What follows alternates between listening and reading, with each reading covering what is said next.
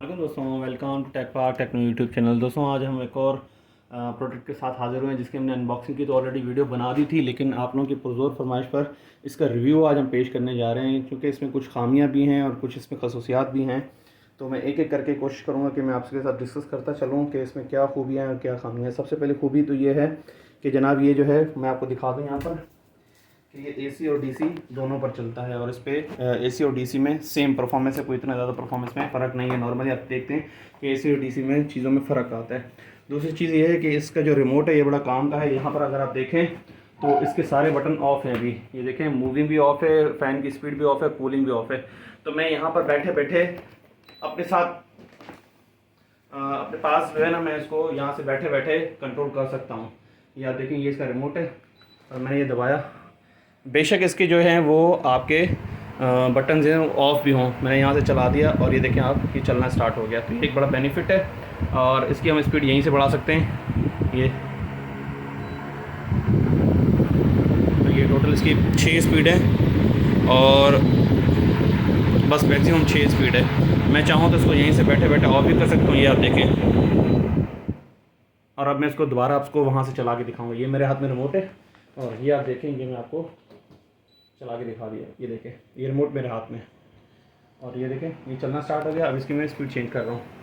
अब इसको ये मैंने फुल पे कर दिया है, लेकिन वहाँ पर आप देखें तो फुल में है, लेकिन मैं इसको यहाँ से कंट्रोल करता हूँ। अभी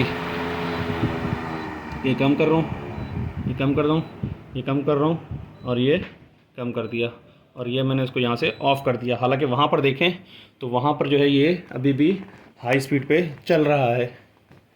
तो ये इसमें एक अच्छी चीज़ है कि आप इसको अपने पास बैठे बैठे इसको कंट्रोल कर सकते हैं। अब अगर इसकी दूसरी एक अच्छी बात पर आएँ कि यहाँ पर अगर आप देखें तो इसकी ये जो कंपार्टमेंट है इसका काफ़ी बड़ा है और नॉर्मली इतना ज़्यादा बड़ा कंपार्टमेंट नहीं होता है किसी भी एयर कूलर में। तो ये काफ़ी बड़ा कंपार्टमेंट है। ये आप देखें पानी भी आ रहा है। अब यहाँ पर जहाँ पर एक फ़ायदा भी है तो वहाँ पर एक नुकसान भी है। अगर आप देखें तो जो मैंने आपको एक और एयर कूलर दिखाया था जो कि सिर्फ एसी था, एसी करंट से चलता था, उसमें यहाँ पर अलग आपको दिया गया था ये जो होल है ये पानी का, और यहाँ पर अलग दिया गया था सेंटर में, और यहाँ पर राइट पे अलग दिया गया था। लेकिन यहाँ पर आपको एक ही होल है, तो इन केस अगर यहाँ पर कोई मसला होता है, कोई लीकेज होती है या कोई चॉकिंग होती है, तो आपका किसी भी कंपार्टमेंट में पानी नहीं आएगा। तो ये इसमें बैड भी चीज़ है और अच्छी भी चीज़ है। इसके अलावा इसमें जो कूलिंग कंपार्टमेंट है वो भी काफ़ी बड़ा है और इसमें आप जेल पैड जो है वो भी इजीली रख सकते हैं। अच्छा, इसके अलावा एक इसमें जो हमने अभी फेस की है, तकरीबन हम इसे 2 महीना चला चुके हैं, तो ये रिव्यू इस वजह से लेट आया है कि आपको मैं इसके नीचे अगर ले चलूँ तो यहाँ पर अगर आप देखें, मैं आपको लाइट भी चला के दिखा दूँगा। ये देखें इसके, ये आप देखें यहाँ से जो है ना इसकी, ये देखें यहाँ पर एक इन्होंने शायद अब पानी को ड्रेन करने के लिए कुछ दिया है, ये क्या है, लेकिन वो हमारा थोड़ा सा भी एक चीज़ से टकराया था तो वहाँ पर मुसलसल जो है ना पानी बह रहा था। इसके नीचे के हिस्से, बिल्कुल नीचे के हिस्से की बात कर रहा हूँ मैं, शायद आपको यहाँ से इतना अच्छा नहीं दिख सके। ये तो इसका पानी का इनपुट है, लेकिन इसका पानी का जो आउटपुट है बिल्कुल ही नीचे दिया गया है। तो अगर किसी भी चीज़ से, वो बड़ा सेंसिटिव है, अगर किसी भी चीज़ से टच हो जाएगा तो आपका लीकेज शुरू हो जाएगी, जो कि अभी हमारे इस कंपार्टमेंट में हो चुकी है। मजबूरन हमने टैंकी फुल कर दी थी। ये आप देख सकते हैं, इसका टैंक है। मैं इसकी स्पीड कम कर देता हूँ ताकि आपको मेरी आवाज़ समझ में ईजी आ सके। तो ये जो इसका टैंक है ये आप देख सकते हैं, ये इसलिए हमने कम फिल किया हुआ है क्योंकि इसमें लीकेज बड़ी है। तो आपको अगर उस लीकेज से बचना है तो आपके इसको नीचे वाली जो जगह है, जो मैंने आपको भी दिखाई है थोड़ी देर पहले, ये आपको नज़र भी आ रही होगी, ये ब्लैक वाली जो आपको नज़र आ रही है, ये देखें, ये देखें, ये बहुत ही बेकार चीज़ है। मतलब ये अंदर से भी रबड़ की बनी हुई है और ये डबल साइड पे घूमती है, मतलब इसकी जो रोटेशन है वो डबल साइड पे है। अगर आपको इसको खोलना है तो आपको ऊपर वाली जो रोटेशन है उसको पहले रोकना पड़ेगा किसी भी तरीके से, जो कि इम्पॉसिबल लगता है मुझे, तब जाके ये खुलेगा। उसके अलावा ये खुलेगा भी नहीं। तो हमें बड़ी मसाइल का सामना करना पड़ा था। ये आपको यहाँ पर मट्टी नज़र आ रही है, ये इसी वजह से नज़र आ रही है कि हमें मजबूरन पानी को फिर यहाँ से निकालना पड़ा था। तो ये आपको नज़र आ रहा होगा, ये देखें, ये आपको मट्टी नज़र आ रही होगी। हमने पानी को यहाँ से भी निकाला, हमने पानी को बैक साइड से भी निकाला और हमने पानी को फिर यहाँ से भी मजबूरन, और यहाँ से भी हमें पानी को निकालना पड़ा। तो ये इसका एक पैडलक है। और इसके अलावा अगर मैं इसकी फ़ैन की स्पीड की बात करूँ तो स्पीड नो डाउट इसकी अच्छी है।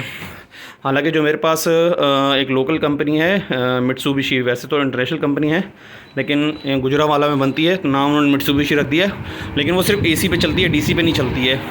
अगर मैं उसकी हवा को और इसकी हवा को कंपेयर करूं तो वो इससे आप ये कह सकते हैं कि 25 to 30% ज़्यादा उसकी एयर थ्रो है, और जो उसकी कूलिंग भी है वो भी इससे 20 to 30%, ज़्यादा नहीं 20 to 30% ज़्यादा है।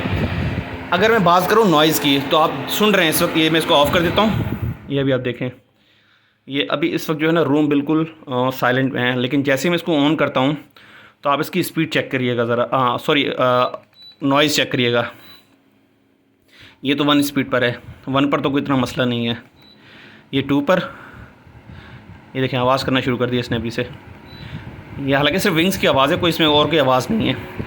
ये देखिए आवाज़ की बढ़ना शुरू हो गई है, 4, 5, ये 5 पर भी जो है ना अच्छा खासा शोर मचा रहा है, और 6 पर भी देखें तो इतना, हालांकि शोर जो इनके टेक्नीशियन भी आए थे हमें ये रिमोट को चलाने में, मैं रिमोट पे भी आता हूँ, रिमोट को चलाने में मसला हुआ तो हमने इनके टेक्नीशियन को बुलाया था, तो उनसे मैंने अर्ज़ की थी कि जनाब इसकी स्पीड बहुत ज़्यादा है, आवाज़ की बहुत ज़्यादा है, तो उसके लिए कुछ कर सकते हैं। उन्होंने कहा नहीं, ये इतनी ही रहती है, इसमें कोई भी आप कुछ भी नहीं कर सकते हैं। जो उसकी मूविंग की भी मैं अगर बात करूँ तो ये आप देख रहे हैं इसकी मूवमेंट मैंने ऑन कर दी है, तो मूवमेंट भी जो है ना इसकी ख़ास इतना कोई फ़र्क नहीं देती है, जितना कि अगर एक एसी का एयर कूलर है जो अल्टरनेट करंट से चलता है तो वो ज़्यादा इसकी एफिशिएंट है बजाय इसके के। और अगर विंग्स की बात कर रहा हूँ, ये इसके बड़े सख्त हैं, ये जो इसके विंग्स हैं ये बड़े सख्त हैं, ये देखें इनको बड़ा मेहनत करके इनको ऊपर नीचे करना पड़ता है, तो ये भी इसका एक बैड लक है। और आप इनको जितना ही बंद कर दें, ऊपर से देखें ये जगह खाली रह जाएगी और नीचे से ये वाली जगह फिर भी खाली रह जाएगी। हालांकि इसको तो फुल क्लोज़ होना चाहिए, शटर को जो है ना पूरा क्लोज़ होना चाहिए अगर हम इन दोनों को बंद कर देते हैं, लेकिन ये देखें यहाँ पर भी स्पेस खाली है और यहाँ पर भी स्पेस खाली है। अगर हम बात करें, बहुत सारे हमारे दोस्तों ने पूछा था कि इसका रिमोट किस तरह होता है, तो जनाब इसका रिमोट जो है वो उसका तरीक़ाकार इसकी बैक साइड पर ही दिया गया है। यहाँ पर अगर आप देखें कि रिमोट को पंखे से अटैच करने के लिए रिमोट पर बना ये वाला बटन क्या करना है, इसको बीप की आवाज़ 2 दफ़ा आने तक दबा कर रखें, रिमोट पंखे के साथ अटैच हो जाएगा। तो जनाब ये हमसे भी नहीं हो रहा था, मैं क्यों झूठ बोलूँ आपसे, तो हमने इसके लिए जो टेक्नीशियन आए थे उनको हमने किसी काम से बुलाया था, शायद मेरे ख्याल में छोटे भाई ने, तो उन्होंने अपने हिसाब से करके दे दिया, तो तब से ये ऑन चल रहा है अभी तक। लेकिन उन्होंने भी हमारे सामने ही किया था, तो इसी तरह किया था उन्होंने, बस इसको बटन को प्रेस करके रखा था, 2 बार बीप की आवाज़ आई और ऑल इन ऑल ये चलना स्टार्ट हो गया था। तो आप इसको कोशिश करें तो आपका भी चल जाएगा। मैं इसलिए इसको नहीं छेड़ रहा क्योंकि कहीं दोबारा ना बंद हो जाए, तो एक ही चीज़ है।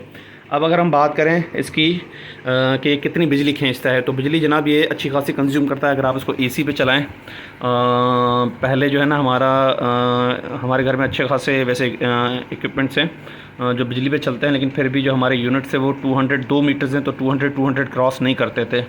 लेकिन जब से हमने ये एयर कूलर लिया है और 1-2 और चीज़ों का इजाफा हुआ है, तो हमारे जो यूनिट्स हैं 400, जो कि नॉर्मली लगभग 400 के करीब ही आते थे, अब वो 550 क्रॉस कर चुके हैं।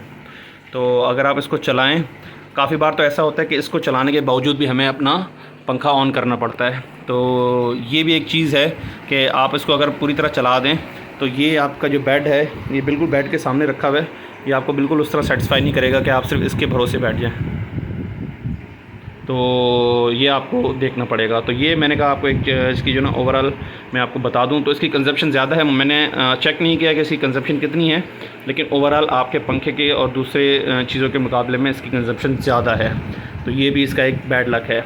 बाकी ओवरऑल इसकी परफॉर्मेंस मैं इसको जो रेट करूँगा वो मैं इसको 100 में से मैं इसको 70 या 75 मार्क्स दूँगा, ज़्यादा मैं मार्क्स नहीं दूँगा।